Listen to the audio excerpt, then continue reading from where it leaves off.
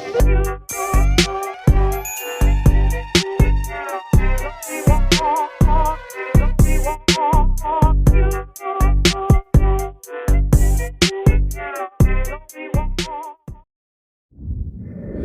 guys, it's Carlos from the We're Just Fans podcast.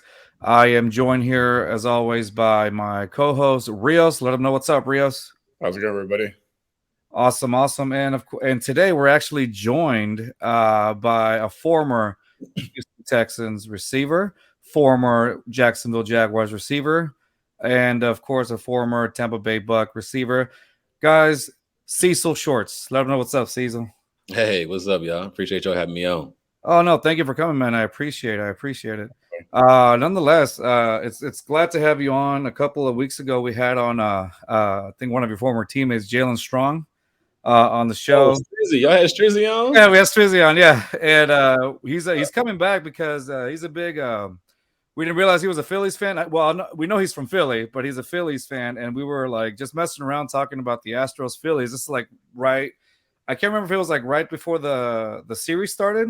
It was before, yeah, it was before game one. Yeah, it was before game one, and so he's like, all right, after the series, he was going to come back in and let us know. You know, he was going to talk to us about it because he said he was going to wear his Phillies gear, and so now that we got a few things.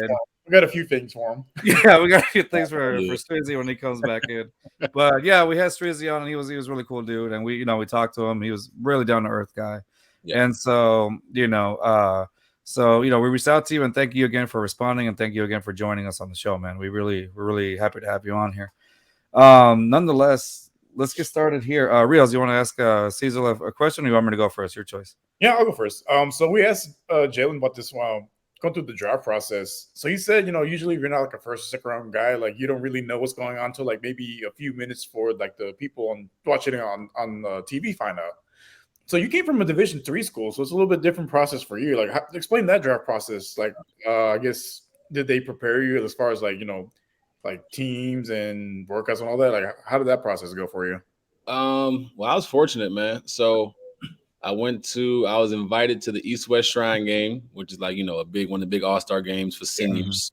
I think the Senior Bowl is the biggest one, and the second one is the East-West Shrine game. So to get invited to that is like a super big deal, especially for a Division III player, right? I was also invited to the Combine, so I got a chance to compete and be in front of, tons of scouts and owners and personnel and all that stuff and show my stuff against, I think my year is 2011, so like Cam Newton's year, like Julio Jones, AJ Green, all those guys, Randall Cobb. So that was, to be honest, all that was surreal. Because when you're a Division III guy, you're watching those guys on TV. It's not like you're competing against them, right? You're watching, you play your game, and then you're going home talking trash to your roommate about who's gonna win the game tonight. Julio about to go off or whatever this may be. Yeah, that was a surreal experience. I'm pretty sure it's surreal for everybody, but from a small school perspective, it's like you watch those guys on TV. Now I'm rubbing shoulders with Cam Newton. Now I'm rubbing shoulders with AJ McCarron, who just won a championship, or whatever the case may be, right? Mark Ingram, all those guys. Yeah. Like huge names at the time. So it's special. It was really special, but it was crazy because now it's like you go from D3, everybody's scared of you, to now you're like, you gotta prove you belong. You gotta prove you should be drafted, should be, go as high as you can go. So it was a lot of fun. It was the best part, getting all the free gear everywhere you go. You get free. Sure. Like Nike, Adidas, Under Armour give you tons of free gear. When you go to I visited the Cowboys, who actually are on right now, and I'm mad because CeeDee Lamb is going off, and I'm playing against a guy in fantasy. Here, I was going through it earlier. Like, oh my gosh! But anyways, I got the chance to fly out to Dallas and have like not a workout, but like a visit there. So I got to meet Jerry Jones in that time, and that was cool. You know what I mean? It was a surreal experience. And then, like you said, you have no control. Draft day comes, like after your visits, after your workouts. I believe I have a workout with the Patriots. After that stuff is over, you're just like a dead period for like 2-3 weeks until the draft. And you hear things and you see things, and it's like, but you never really know. Like I knew I was going to either Dallas or Baltimore or something like that. And Jacksonville wanted me the whole time, and I had no clue. I met, and then going back and thinking about it, I met with them at the East West Shrine game. I met with them at the combine. They called me this and there, but they didn't. They were like hiding their hand. You know what I mean? Wow. So yeah, it was crazy. That's amazing. So you not one clue that they give you saying that they were probably going to choose you at all. They met with you, and then they not one time did you ever see anything like, I think these guys might be interested in me or anything. Nah, like they didn't get no clues away. Like Baltimore straight up said, "Hey, we're gonna draft a guy somewhere between 2 and 5. So if you're there, if we don't go, higher or low, whatever, because maybe we'll draft a guy. We're probably gonna draft 2 guys, right?" And that year they drafted Torrey Smith in the 2nd round, and then I'm like, okay, cool. I'm coming up soon. Like 4th round came around. It's crazy because actually, the Cowboys said that they're gonna draft one. If not 1st round, they'll draft one in the mid rounds. Mm-hmm. So I'm expecting that, but at the same time, my agent called me day 3 of the draft, which is rounds 4 through 7. Like, hey, a lot of receivers didn't go off the board. Not sure what's going to happen. We might have to go 7th round to undrafted. So my whole body language was like, oh man, you're killing me. And then 10 minutes later, I get a phone call. Oh, there you go. you just don't know. And they gave no tips. They gave nothing. This Baltimore and Dallas were really aggressive. A couple other teams were like, hey, if you're here, we're going to draft you. But Jacksonville was just low key and ended up taking me. That's crazy, man. That's amazing. That like you said, it's got to be almost like it's got to be very nervous just to be wondering. Okay, you seeing all these guys pass you by, and then you had not to say like affirmation, but you were expecting to be drafted in a certain particular round from what you said that they had told you, and now you're going down the round. So I'm sure that had to be a little bit like gut wrenching for a little bit, isn't it?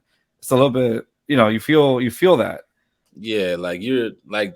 You always want to go as high as you can, right? So I heard everything from 2nd round, which I knew was unlikely, like all the way through undrafted. So I'm literally like, all right, well, 2nd round, 3rd round, like when I came out, it was round 1 was the first night, round 2 and 3 was night 2, and then 4 through 7, I think it's the same way. 4 through 7 is night 3, right? Right. So 2 goes by, and you see guys like Torrey Smith and Titus Young and Austin Pettis go. I'm like, okay, cool. 4th round through 7, I'm gonna get drafted somewhere, right? Yeah. And I get that call from my agent. I'm like, man, what the heck? It's just like you literally don't know, and you don't know what they're thinking. You don't. They play so many games with each other, not with us per se, but with other teams, right? They're playing mind games, but they don't want everyone to. But if they love you, they never want to give away that they love you, because they want to get you as cheap as possible, or they want to, what I mean? It's just games being played throughout the time. So yes, it is gut wrenching. It is. Crazy. Yeah, I'm sure it's like stress level through the roof on that, man. For sure. You got no control. Like you literally have no control. After you do the All-Star game, the combine, your college football career is over. You got no control. It's all up to them. Your resume is out there.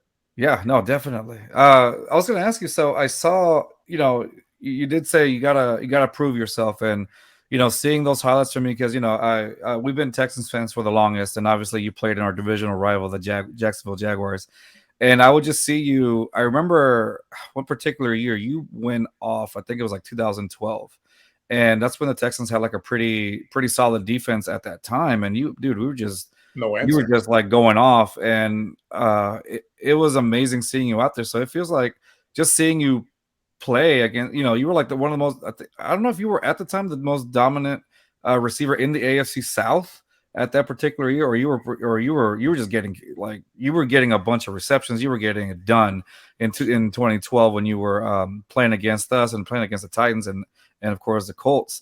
I think you had Blaine Gabbert as your quarterback at that time, if I'm not mistaken. And Chad Henne, yep. Yeah, and so that's right, Chad Henne as well. What I'm wondering is because I know you played quarterback in high school, is that correct? So how difficult was that transition from quarterback to receiver? Like, was that automatically in college, or did you have to, or it was basically in college, right? Like, how hard was it? Yeah, so I went to Mount Union as a quarterback, and my freshman year, I got hurt. I hurt my ankle, and they don't do like, at like a University of Houston. I see Phi Slamma Jam on your shirt. University of Houston, you can go there in red shirt, right? Red shirt, you're good to go. It has to be a medical red shirt for D3. It has to be a medical red shirt. There is no regular red shirt.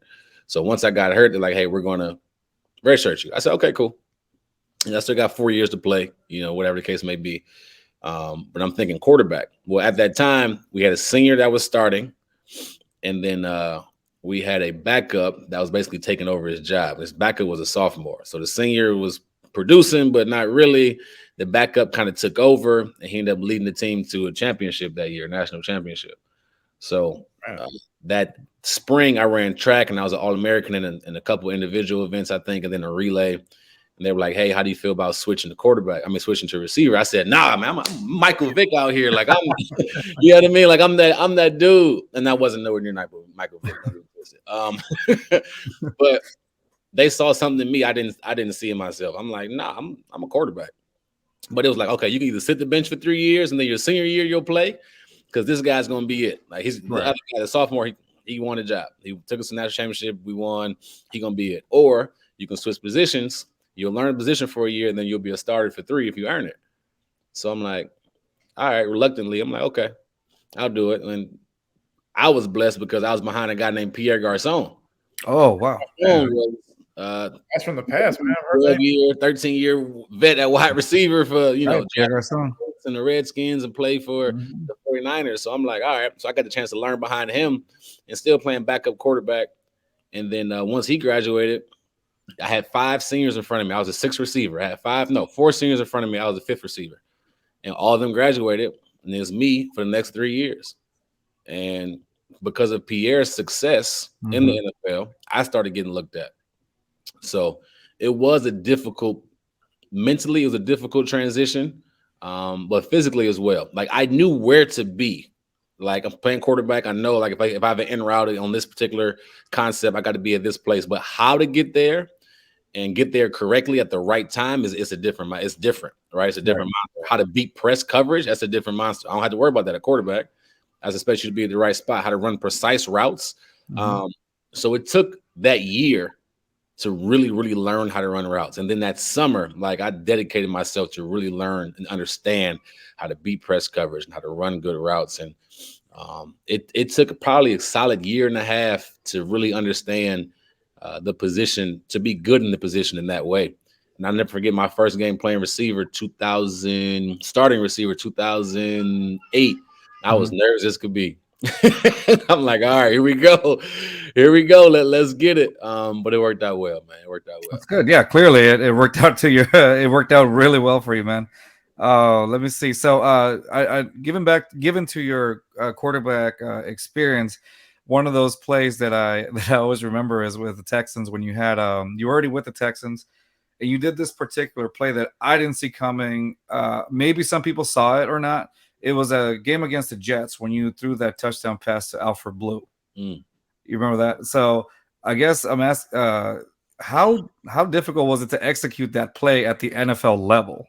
So what the crazy part is, right? So that week, I think Ryan Mallett's hurt. I think Brian Hoyer's hurt. Right. And we got TJ Yates that came in like, right. I don't know, that Sunday, and like, all right, you got to start this week, right? And that was kind of his role in the league. Like, hey, you come here, you're our guy, be a firecracker, right? And we all love TJ. He was dope. He was cool. Yeah. So they're like, hey, we want to put a pass in. Who else can pass the football? Like, who on the team can pass the football? And they're asking guys, like they're asking around, and I'm like, wait a second, y'all know I can throw, right? They're like, oh, you can't throw. I'm like, no, for real, I can throw. They're like, whatever. I'm like, Bill O'Brien. I'm talking to Bill and God's time. I'm like, yo, I threw a touchdown against you last year when I was with Jackson. I know, I saw. I threw a touchdown against you. It was a dime. It was a dime. Like, it was. And he's like, oh, you're the a-hole that threw the touchdown against Oh, that was you? That was you? For real. I'm like, yeah. He's like, oh, okay. And they put the exact same play that we went against the Texans when I was in Jacksonville, and we did it against the Jets. And we were just, it was just a great play call. They understood it, when to call it. They weren't, like you said, nobody was expecting it. Right. Nobody was. We haven't showed it all year. And that was actually the first game we did a little wildcat with myself, where I ended up playing a little quarterback, and it was fun. But nobody knew it was coming. It was a really good play call by those guys. So it was fun. It wasn't hard because we knew it was going to be open. And then to me, I always tell people I got the best arm on the team. There you go. So I always brag about that. But that was being able to throw passes in the league. That's something I grew up wanting to do more than I never dreamt of playing receiver. I dreamt playing quarterback. Right. To be able to throw and make it and get a touchdown. And actually I think I'm 3 for 3 on all my it's just pretty cool. It's just a cool experience, man. So that was hard. I loved it. Awesome. Who were some of your favorite quarterbacks growing up? Ooh, Michael Vick, Steve McNair, Donovan McNabb. Who else? Love Peyton Manning, of course. Terrific Tom. But Michael Vick was like my guy. Like man, he was that dude. Madden 04, just unstoppable. Man, unstoppable. Yeah, exactly. Unstoppable in that Madden. It was, dude. Yeah, like we grew up. I think I know you look way better than we do, but we're about the same age. I'm from '88, and so we grew up watching Michael Vick and the Falcons. You know, in the early 2000s. You know, and every kid wanted to be Mike Vick. Oh man, you know, every kid wanted to be like Mike Vick. Throwing him from a dime for 70 yards down the field, like it's easy. He's a legend. He was lefty too. Like he was just probably before his time, I guess. I don't know. He was just special. Like the things he could do with his feet, how strong his arm was. It was incredible. The impact he had. I mean, he had his own shoe. He had his own commercial. I'll never forget the commercial with the roller coaster and everything. Oh yeah. The Mike Vick experience. Remember that one? Yeah, the Nike. Yeah, I think it was an RB. I think it was Reebok or that had that commercial. I can't remember, but it was like the Nike. He's like, I thought you were gonna run, or I thought you were gonna throw, something like that. It was like that's how it ended. Yeah, and it was an old man. That childhood memories now. Buddy. Those were good. So I know that Rios just asked. Oh, that's my buddy Rios. Sorry. So Rios asked if you had any quarterbacks that you looked up to once you started playing receiver. Was there any receiver in the league that you try to like make your game like, or kind of like saw yourself in a receiver like that, or wanted to be like a certain receiver? You know what? I tried to, and that's tough, right? Because I'm like, I always want to be myself, but at the same time, like who am I going to watch film on? I'm not going to watch film on Brandon Marshall. He's 6'6", 215. I can't be him, right? So I try to watch guys like Marvin Harrison, like Reggie Wayne.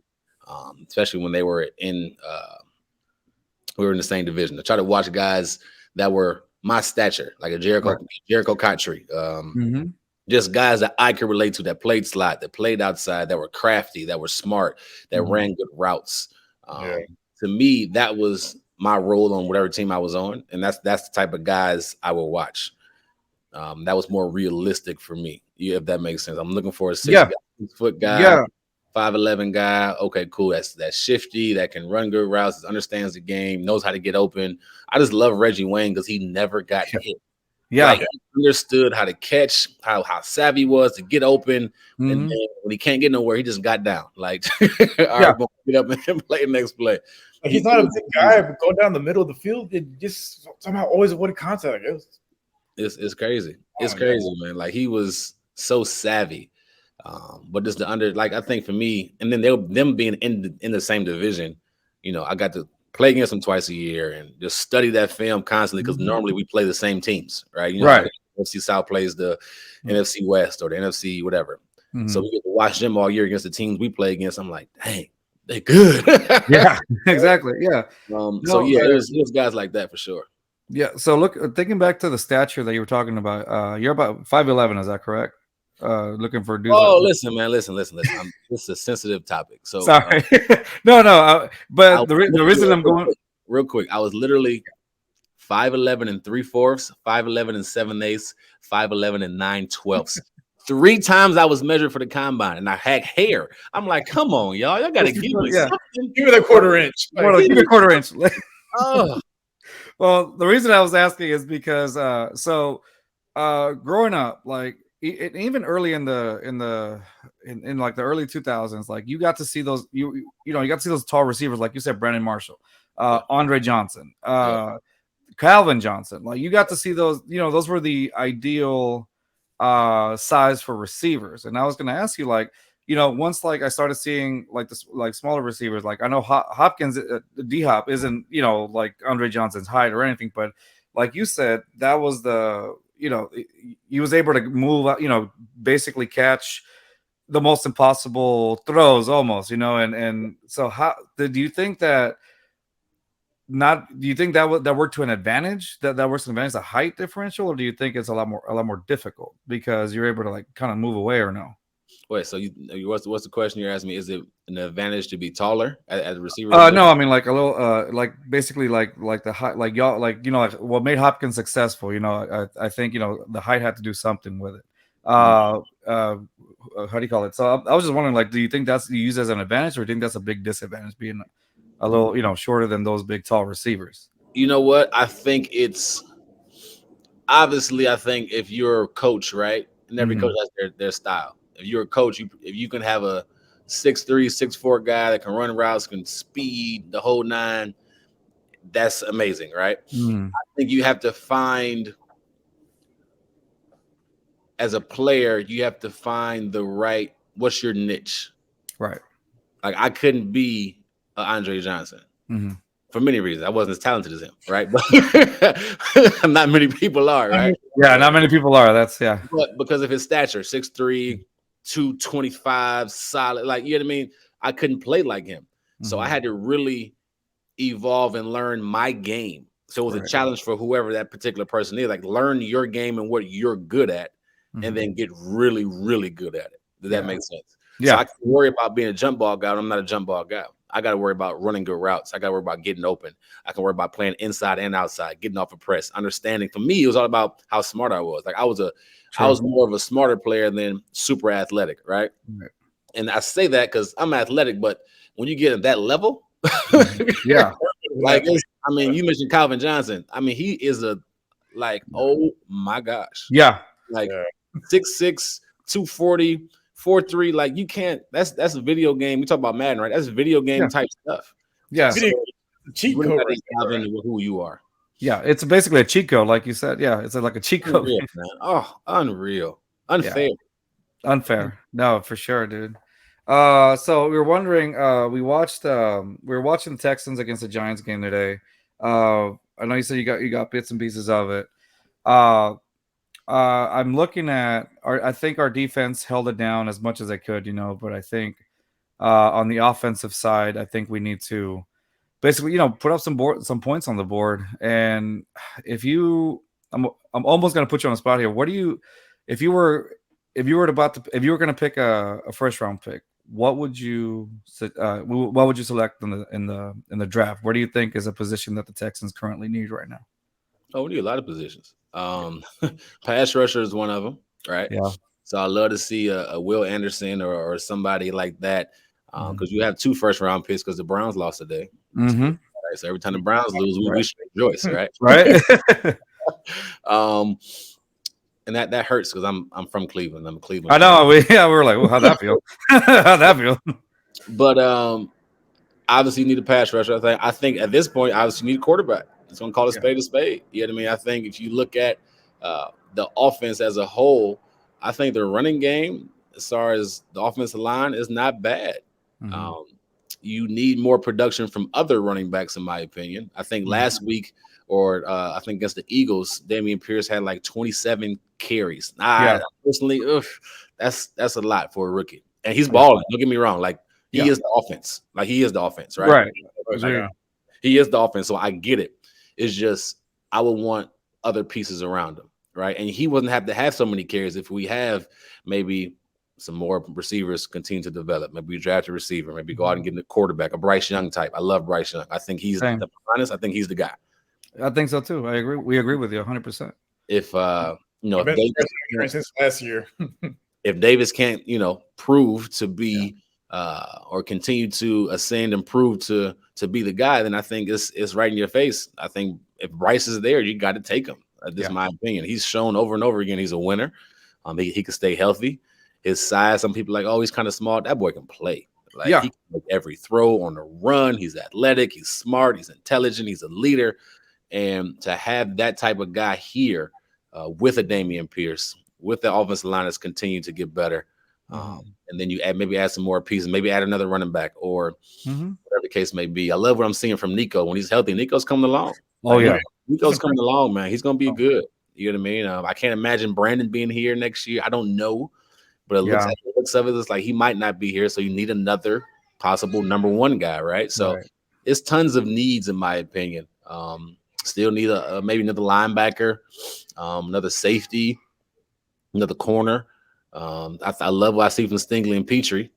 Yeah. Petrie had some moments today where, that long touchdown by Slayton. Oh, if you break I down, know. I saw. tackle him, Oh, it's not a big Behind, deal. like, But he fix kind of, that tackle behind the line, but yeah, and Petrie's gonna be good. Like Petrie's gonna be, yeah, you he's know what I gonna mean? be a star. It's just Yeah. rookie mistakes, rookie bumps that we have to go through as Texans fans, and we have to live with.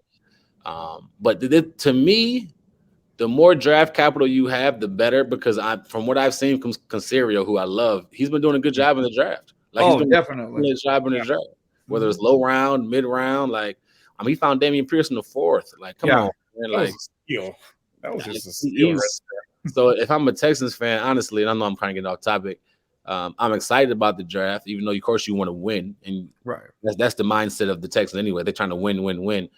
But if you got 2 top 5 picks, probably quarterback, defense end, or quarterback, pass rush, or wherever that looks like. Yeah, no, definitely agree. I do agree 100% with your point. If it can't get done at quarterback, that you have an obvious answer waiting for you in the draft, especially because of the draft picks that you currently have. Now, obviously, yes, 100%. Like you said, there are a lot of other pieces that are definitely missing. I do agree with Damien. Getting somebody behind Damian Pierce, because we've talked about this in our podcast here and there, that he is those carries that you're saying he's getting he's getting a lot of carries for that amount of yards, and it feels like eventually, even though he's a rookie, it's going to take a toll on him. You need somebody to Those are some hard yards. you need somebody to get those are hard yards. Like we call him beast mode, we call him baby beast mode, because it's like he reminds us of a little bit of Marshawn, Yeah. and Big comparison. But it takes Yeah. a toll on you. yeah, it's got to take a toll on you. I remember hearing this interview with one of my favorites, and Arian Foster, who came still the best running back the Texans have had, obviously in the in the franchise. So he mentioned how I think it was a Chicago game that they did back in 2012. It was a snowy game or whatnot, and I think the only touchdown he scored was him as a and he said how badly his body was beat up the following day. And so I'm thinking, this is Damian Pierce. Yes, he's young, he's a rook, but at the same time, if you don't get anybody behind him, he's not going to be that guy for a long time either. So you got to worry about the longevity of it as well. No, for sure, man. Like, if you look, in my opinion, I think a 2-back system is best. You know what I mean? Like, just having a guy that maybe you got a real aggressive guy like Damian Pierce, who can be a 3-down back, of course, but then you bring a guy that's more of a speed guy, or you bring a guy that's a different type of back in the game, but you trust him. He still can get tough yards. He still can do whatever his skill set says. But to have just one guy, that's tough, man. To me, that's nowadays that's it's gonna be hard, because then we might get 3 years out of him, and then that's it. Right. That'd be the biggest fear. Like, yeah, you only got 3 years out of him. He gave you production, but then now you're gonna see, knock on wood here, you see injuries and things like that happen, and that's the thing that you don't want. Like the way he runs the ball, like I love it. Like it's like you said, maybe I think one of y'all said baby Marshawn, right? Like baby beast mode. Yeah. Right. Like that's awesome. But that, like, I don't know if people understand how an NFL player feels after a game. I bet.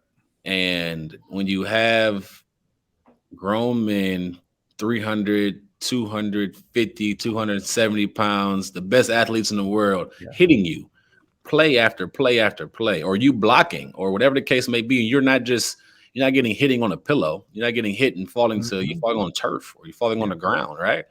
And they're coming on top of you. Like, I'll never forget when I retired, I got in a car accident and totaled the car, and I had a little concussion. I was sore, but I woke up.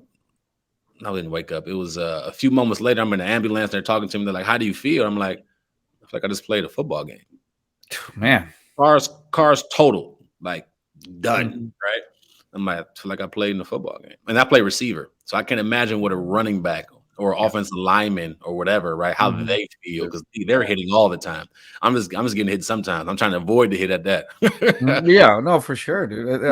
I can't even imagine how difficult that can be. You're constantly getting hit. Not only just a hit, you're getting, you got helmets, you got pads, which makes it even worse, if I'm not mistaken, right? Like turf isn't soft at all. No, not at all. And it's multiple people hitting you, like especially how he run. He breaking all these tackles. Like he's one of the leading backs in the league, like yards after contact, right? Yeah. So he's breaking these tackles, boom, boom, boom, boom. But those are all like that's all wear and tear. So yes, to go back to the point, to find another guy where there's a veteran, right? Yeah. Could be a veteran, could be I wouldn't think they'll draft another one unless they love him, but it could be a young guy come in next year. But you need somebody else to pair with Dameon Pierce for sure to have the best longevity out of him, because he's a beast, man. We want him here for a long time.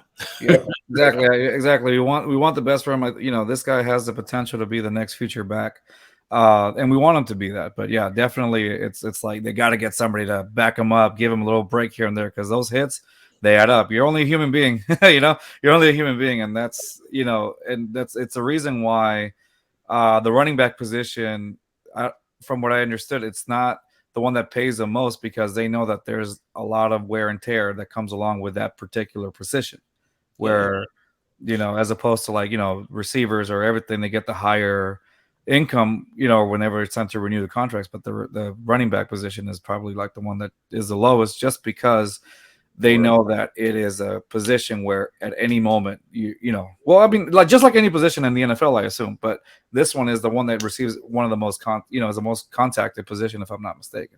And it makes sense though, right? I mean, let's look go down the line. Look at David Johnson's career. Yeah, solid 2-3 years, but that was it. Look at Zeke. Look at Zeke right now. Yeah, Zeke is not the same Zeke he was. So I like it. As a running back, your mind says, I got to get, if I'm good, or I got to get paid as fast as possible. Right. You got to. So like when guys hold out their running back position, it's like, I get it. Because they know, like, all right, my tires may be done in 2 years. Like, you know what I mean? Or you may not value me as much as you value me right now. So when Zeke was holding out, or other guys, I truly understood, because they needed to get their money as fast as possible. Even Le'Veon Bell, he wasn't the same after he held out and all that stuff. Like, it's just different for that particular position. So, I agree. No, for sure. Got to secure the bag. Secure the bag, baby. Secure the bag. Oh man. What did you think of that? It just ended not that long ago. The Vikings versus Buffalo game. Did you catch that? Oh, that was crazy. It was. I couldn't believe. First of all, Justin Jefferson. That catch. I think right now, if I had to say who the best receiver in the league, I would say probably Stephon Diggs. Yeah. Of course, you got Devontae Adams, but Justin Jefferson, he has to be in the conversation. Like if somebody was arguing with me, like Justin Jefferson, I'm like, yes, he has to be in the conversation. What he did, that catch, like it was literally a one-handed snag. Yeah, like he snatched it from the defender. He had his left hand. I don't know what hand it was. It was one of the hands. The left hand. And then the DB had it too. And he snatched it in one-handed. Boom! The ball never hitting the ground, and him able to he is a playmaker, man. But for sure, that game was crazy. Like I lost my mind when Minnesota's at the inch-yard line and couldn't get in. Oh yeah. I don't know. I never like QB sneak. I never like QB sneak. I think it hurt. I think it never. I don't know. I just don't like it. Right.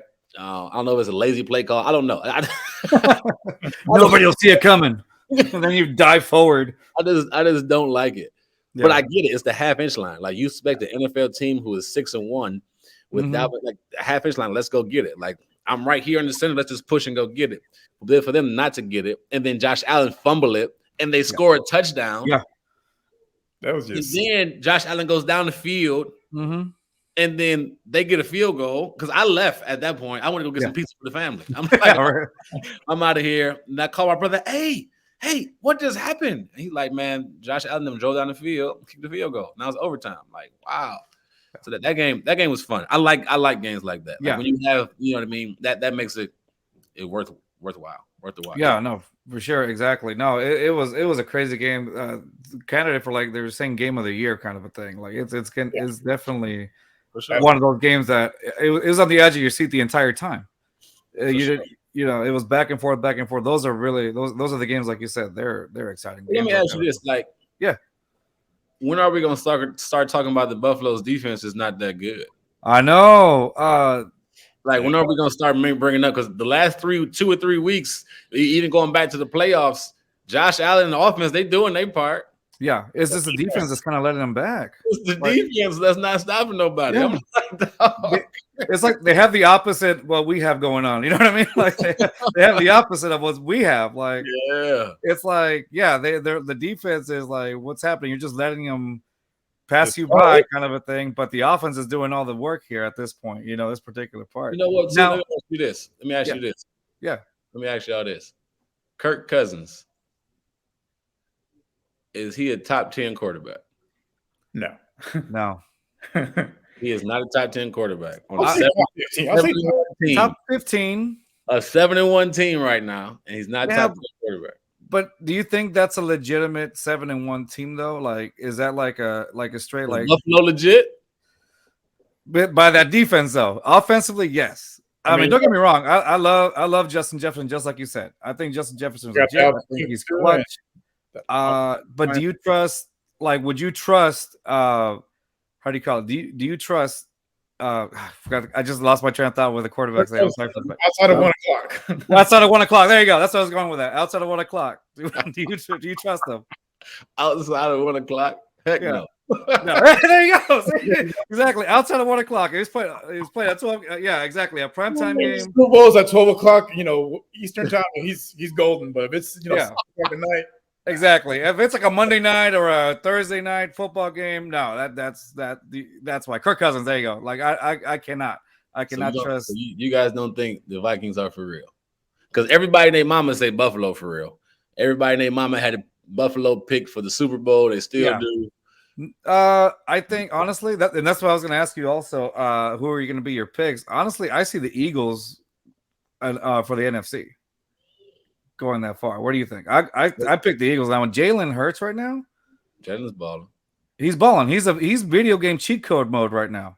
Jalen's balling. I'm not sure how long this. I want to see them go through some adversity. That's what I want to see. Right. I don't know. I'm not. They're good. They're darn good. Don't get me wrong. I watched the Eagles a few times. They're darn good. I'm just not bought in that they're going to come out the NFC quite yet. Mm-hmm. I think they're in the conversation. Yeah. I think they're in a conversation for sure. I'll be honest with you. I think Christian McCaffrey going to San Francisco is scary. Yeah, that was a game changer. See, that was a game changer. Scary. Yeah. Oh my God. He's back to what he was. Like, he's almost back to where he was. Like that he needed and that's the thing. So, at some points, whenever a player goes to a different place and you're like, maybe a change of scenery might work or whatnot.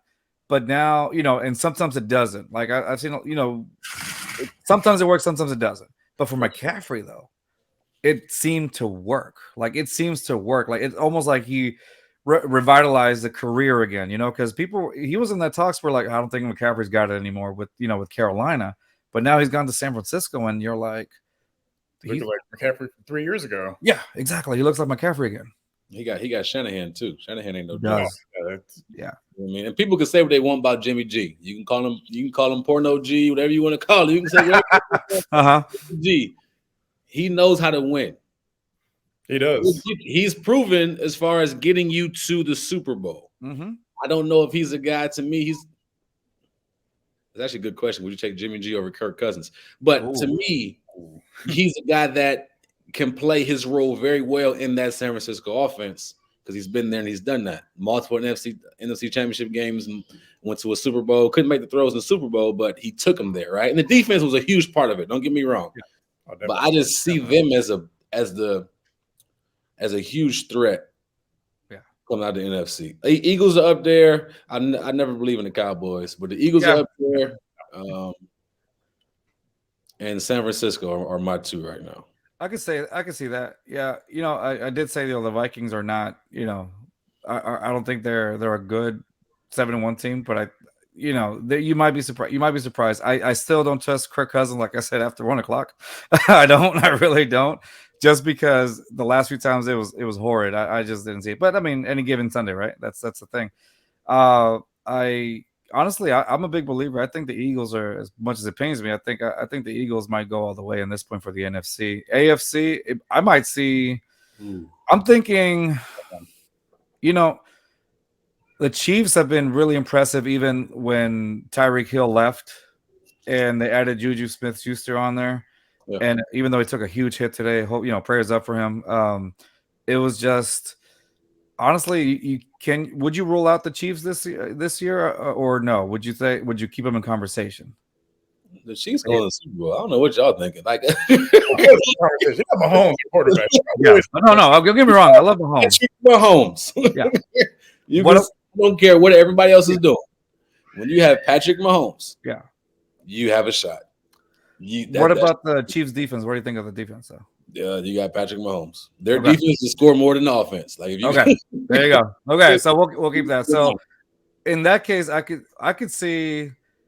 I'm going with the Eagles as far as the NFC goes. I say Eagles, and I'm gonna say I could probably go with either Bills or KC. Who else? I'm not. I think somebody mentioned the Dolphins. Not like a real dark horse candidate right there. That would be a dark horse candidate, yeah. Tua, Tua's balling. A lot of people owe him an apology because they saying he was this bad in preseason, and look at him now.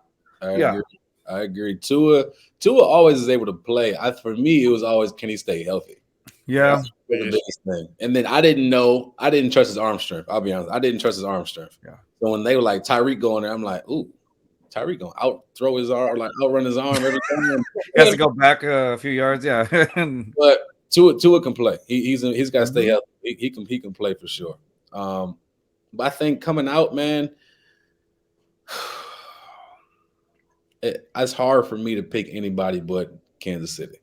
I think Patrick Mahomes is that special. Mahomes is very special. He's one of those once in a lifetime generational players. You know, he's one of those guys that he's going to be talked about for years. What concerns me? Mm-hmm. What concerns me with the Chiefs is they're and maybe I haven't watched them. I watched them 2 or 3 times. Haven't watched all 8-9 games, but the games I've watched, they have not been dominant in running the football.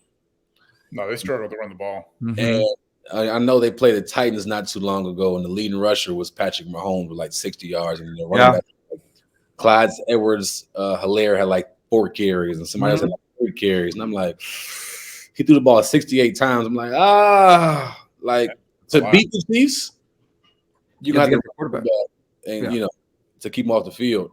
Mm-hmm. But to me, to win a Super Bowl, you still have to be able to run the football in some type of way. Yeah. And that makes me nervous when it comes to the Chiefs. Because if you don't, it makes the quarterback one-dimensional, doesn't it? But again, it's Patrick Mahomes. It's Patrick Mahomes. You know, that's the argument. So in January, like you can't throw the ball, you got to run it. Like, what's the game plan at that point if you're the Chiefs? Yeah, yeah, it's tough, man. Because what's interesting too? They're making plays, or Patrick is being who he is with. I wouldn't say subpar guys because Kelsey is Hall of Fame. Right. Yeah. He'll have his 100 yards, 8-9 catches, whatever it is. But the rest of the guys, they are either, this average. They're not like a Tyreek Hill. You know what I mean? He's making do with whoever's out there. Even Juju. Like Juju to me is not a superstar. Yeah. He's somebody that can make plays and is proven, but he's not a superstar, right? Mm-hmm.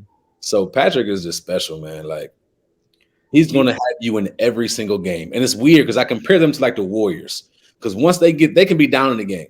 They can be down 17-7.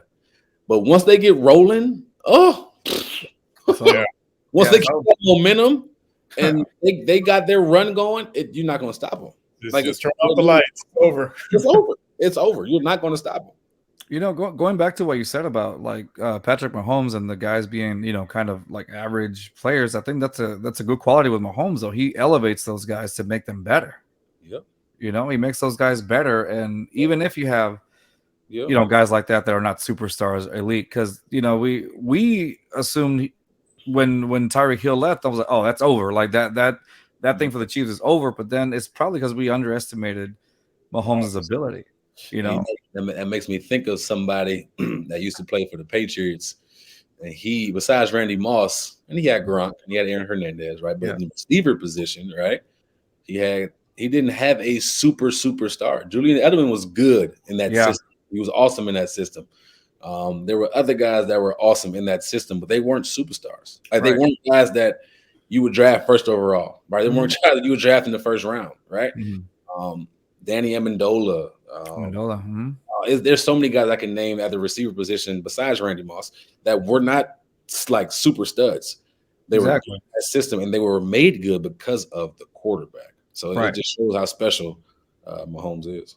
Yeah, no, exactly, 100%. I think he's a generational player. He does elevate everybody's game, you know, make them better as receivers and all that, man. I think that's awesome for Mahomes. So definitely, yeah, I could see those two, Chiefs and Eagles, but you know, I'm not counting out the Bills. I'm really not, unless that, you know, I'm not. But that's it. What about you, Rios? What do you think? Who do you see in the end? For the NFC, definitely Eagles. Got to roll my boy Jalen. As far as the AFC, man, it's hard to root against Mahomes, man. He's one of those guys. It's like Brady, just elevates his receivers to another level. Yeah, for sure. He can find 5 guys off the street and turn them into all Pro Bowlers. Like he's just that good. Remember, like Malcolm Butler, he was a cashier, and then like he went to the Patriots the following year and got into a Super Bowl. Yeah. Gosh, that's insane. No, man. No, for sure. I think it's gonna be fun. I'm liking it. How do you see this, Cecil? Like, there was a quote that Tom Brady said earlier this year, and it was talking about how, you know, we've all seen the Denver games, and obviously, you know, they put them on primetime this year because of Russ and all that. And there has, you know, there hasn't been that much good football, not necessarily by them, but like in general. But do you agree with Tom Brady when he said that there's not been that much good football this particular season all around?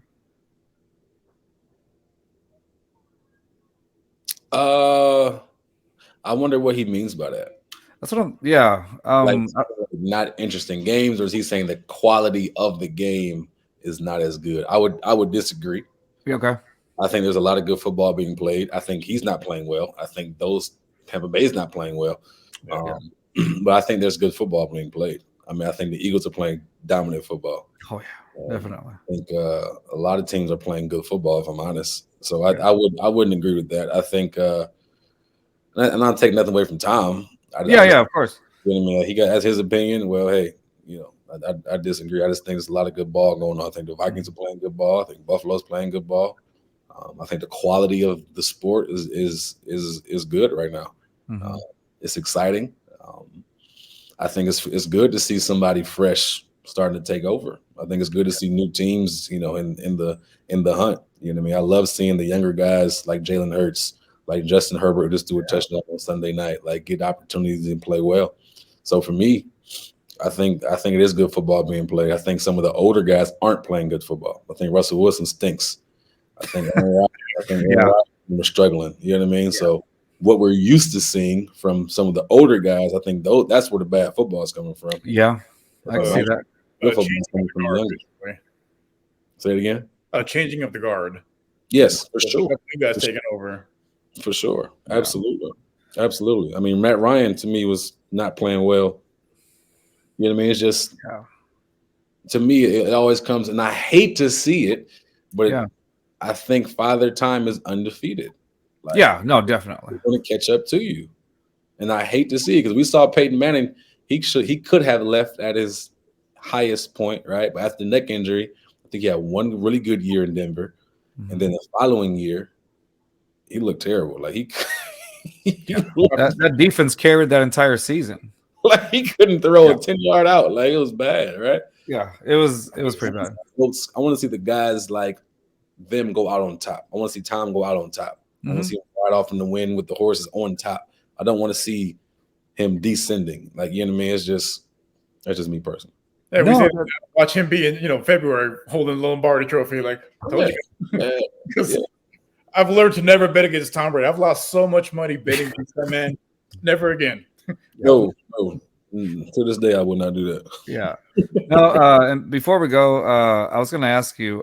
You were in the NFL. You enjoyed. I'm sure you enjoyed your time there. What is next? I know that you've been coaching here and there. Is that correct?